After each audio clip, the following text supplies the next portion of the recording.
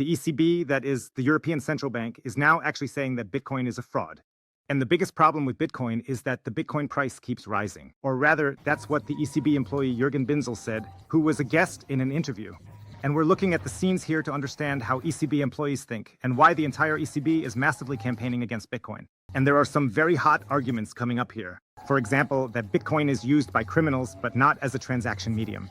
Instead, it's criticized that criminals, people who, for example, use the euro or the dollar, commit some thefts or something like that, then convert their loot into Bitcoin. And it can't be that criminals are now starting to use Bitcoin as a store of value. Here, the whole thing is turned upside down because normally it's always said that Bitcoin is responsible for criminal transactions. Now the ECB is saying that the criminal transactions aren't even happening. But what's happening here now is that criminals are using Bitcoin as a store of value. So it's an absolute clown show going on here. Then they also say that gold cannot be copied, but Bitcoin very well could be copied. So we're going to take a look at the whole thing now because there are some very, very absurd statements involved here.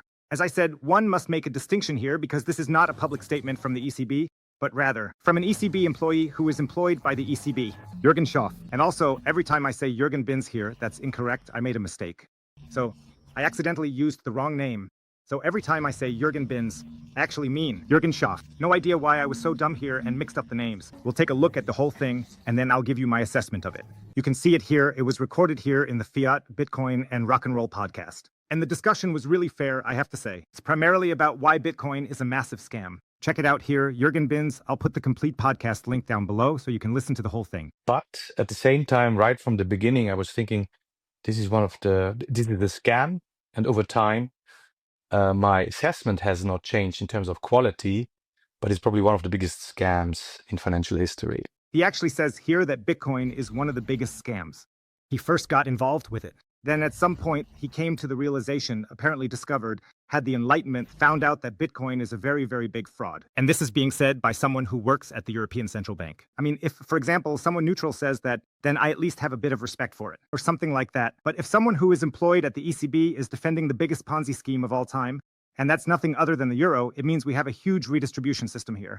There are some central banks that are printing money. Printers are sitting there who can print money, redistribute purchasing power, and try to defend inflation. Inflation is nothing other than theft. And then someone like that stands up and actually says that if there is suddenly a decentralized technology, without central banks, without central points of attack, without a redistribution mechanism, that the whole thing is a scam. But that was just the beginning. Now let's look at the reasoning why he concludes that Bitcoin is a massive scam. The original promise to have a payment system for e-commerce that is completely detached from the government, that's completely decentralized, is superior to the existing established payment systems, actually never materialized. So you don't see effectively a sizable market share in terms of retail payments. You have high costs, it's slow, and it's often used for illicit activities. He's telling you that Bitcoin in its original form has failed. He's probably referring to the white paper where it says at the top Bitcoin peer-to-peer cash system, which is a very, very interesting point, and you have to give him some credit there. So Bitcoin as a means of payment is not used everywhere, but I would say his argument is very, very weak here because firstly, Bitcoin is already used more than the euro internationally, so there is more places where you can pay with Bitcoin internationally than with the euro. And secondly, Bitcoin is neither slow, as claimed here, nor is it used for criminal activities and so on. There is also the Lightning Network and such developments. Yes, Bitcoin is not yet the ultimate means of payment. But one must not forget that Bitcoin is not being introduced top-down, but Bitcoin is an experiment that was introduced 16 years ago. And you can't expect that after 16 years the monetary functions of Bitcoin are already fulfilled. Initially, you have the store of value function, then eventually the payment function comes. And finally, the unit of account comes, so that Bitcoin might also be used as a unit of account. So I don't see any problem here at all. Even if Bitcoin never becomes a medium of payment, it is still the superior store of value. And I don't know why people always look for problems with Bitcoin that don't even exist. Which probably will never be overcome. For example, the volatility in the absence of a central institution or controller that can interfere in case of a market crash or when volatility is too high will probably make it impossible to stabilize the value in such a way that it will be sufficiently stable. Because there is no central actor here who can intervene, who can, for example, print money, redistribute money, or create stimulus packages. if there is a market crash, who can then create bailout packages and so on. And that's also what all the central banks always want to do. That means they always want to play God here. They want to, if something happens, if the market stagnates, then they want to stimulate, then they want to intervene. But they don't realize that they are completely throwing all the market conditions out of balance. And here the whole free market no longer functions, and they are building a socialist system. And then in the end, very, very few people benefit from it. And those are the people who get the bailout packages, the big banks, the big investment researchers, and whatever. And people who are not at the money printer are the massive losers here. And that's also a philosophical question. I mean, I clearly believe that it's not a good way to rob other people here in the form of inflation, in the form of new money packages, bailout packages, and so on, where you then privatize profits but socialize losses and so on. I definitely don't think that's good. But some people think it's good if you can deceive people here. Through money printing, through central banks, through interest rate manipulation.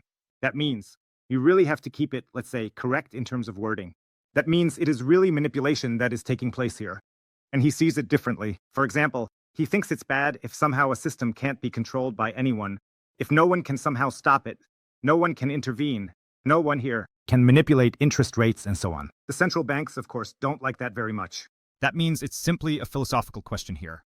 But I would say most people would benefit from a system where the central banks don't constantly have their finger on it, intervening and making some interventions, and playing God even more and so on, but rather just letting the free market forces play out more. But it gets much, much more intense now. Now comes one of the most relevant scenes.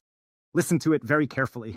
And the second thing, even if this volatility was not there, but the price would only go up for good. The second thing to consider is that even if this volatility wasn't present, but the price would only continue to go up or perform well, if it appreciates consistently over time, then central bankers tend to view this situation very, very critically. By the way, historically, this has always been a very, very good counterindicator.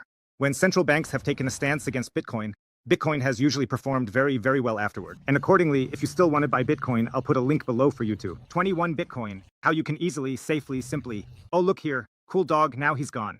Accordingly, I'll put a link below for you to 21 Bitcoin, how you can buy Bitcoin easily, safely, simply. And here, with the code, you can get up to 20% off the fees when buying Bitcoin. Look back there, chickens. So definitely check out 21 Bitcoin. If you want to outperform the ECB here, but listen to why you find it critical that you keep appreciating Bitcoin, and Bitcoin is going to the moon here. The Valhalla candles are being lit here. You would have a deflationary environment, which is not too attractive for a currency to use. So when you know prices go down, you tend to hoard your money, your currency, because you expect goods and durables to become cheaper over time. Then you hold your spending back to wait, and that has a negative impact on aggregate demand. He wants to explain to you that inflation is something good, that inflation is something God-given, that we need inflation. If we don't have inflation, then everything collapses, then the world ends, and then it's really, really bad. But we must always point out that inflation means a loss of purchasing power. That means even 2% inflation means that over half of your lifetime, half of your purchasing power simply vanishes, just into the hands of the central banks and the cantillionaires. And now it's being explained to you, hey, in a deflationary monetary system, that would be really bad because economic productivity would then be reflected in an increase in purchasing power in your currency or in your money. And it would be exactly the same with Bitcoin. Economic productivity, whether it's 2, 3, 4% per year, where the economy grows and becomes more efficient, that would reach you. And currently, it's just like this. We have economic growth, but none of that economic growth reaches you, or rather, in Germany, the economic growth is more non-existent, but in other countries, there is still economic growth. And this economic growth doesn't reach you. Instead, it's always siphoned off by the cantillionaires and the ECB people. And now you're really being told that this is something bad. Sure, the transition would be tough because we simply have a massively inflated economy. But it's just like saying, okay, hey, we're somehow in an unhealthy body. And instead of really changing the causes, instead of really looking and doing a clean slate and addressing the root causes, we just keep taking one painkiller after another. And it's exactly the same with the money printers. Instead of fixing the causes here and really switching to a solid monetary system, we just say, no, that's too bad. Because if we were to switch now, it would be very, very bad for a short time. It's like quitting alcohol or smoking or something like that, or stopping your painkillers. Then it's just for a short period. Very, very painful. But afterwards, you have a much, much better, more solid and happier life.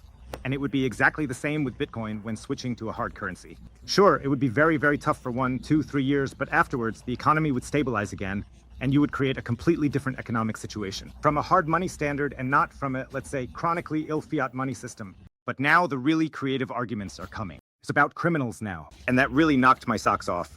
It should also be mentioned that initially, the issue being criticized was that Bitcoin is for criminals.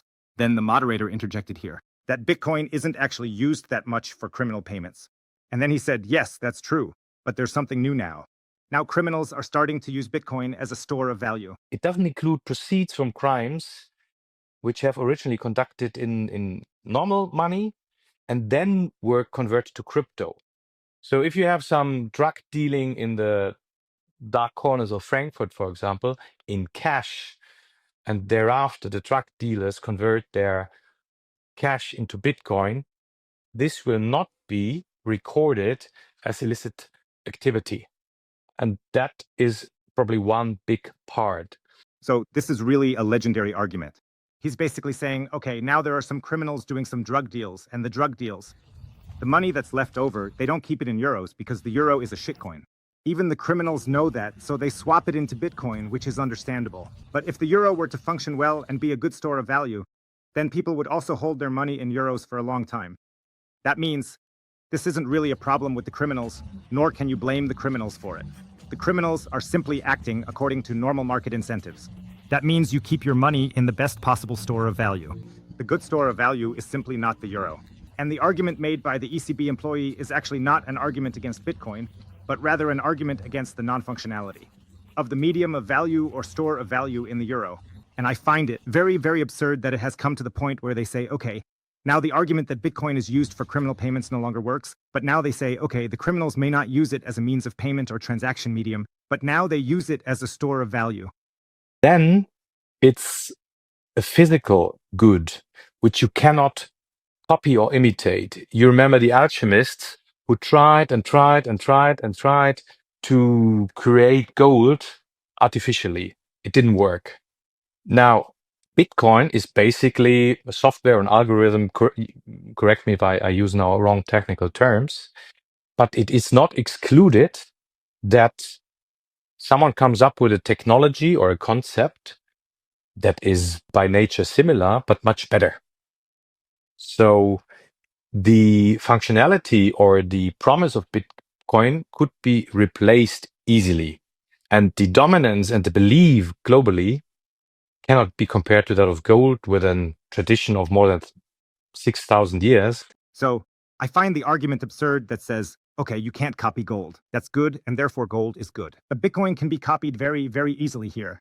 It's not quite as simple as Mr. Binns makes it out to be. First of all, Satoshi Nakamoto solved the double spending problem with Bitcoin. That means we suddenly have digital scarcity. There was nothing like that before. And secondly, you can't just copy Bitcoin either.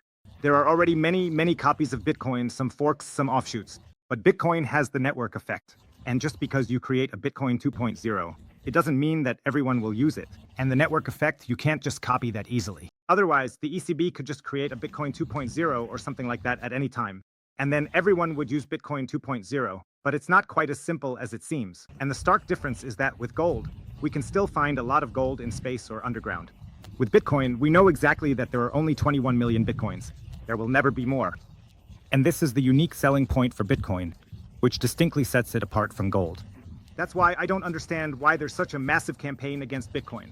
You could do it just like in the USA or in other places. Central banks in the Czech Republic or somewhere could try it out as a test portfolio in the Czech Republic or in the USA. Invest in Bitcoin here and set up a stockpile to benefit from the advantages of Bitcoin, instead of freaking out that Bitcoin is now superior to the euro. But hey, we can just do a test. Just write to me in the comments. What do you think? Is better the euro or Bitcoin? Just write it down in the comments below. Then we'll clearly see who the winner is here. And if you really want to take your Bitcoin experience to the next level, I'll put a link below to coin tracking, the best Bitcoin tax tool on the market, where you can track all the tax matters. You can also track your portfolio here, and you can sign up anonymously. And the best part, in the next 2 days, there's still the opportunity to get a free trial subscription for a premium account. That means you just go to our Telegram group, write your name with the hashtag cointracking. Then your account will be activated for 14 days, and you can test all the functions of a pro account. And here, with the code, there's actually a discount if you decide to sign up for a pro account after this trial period. I'm signing off from El Salvador. Guys, see you. Until then, peace out.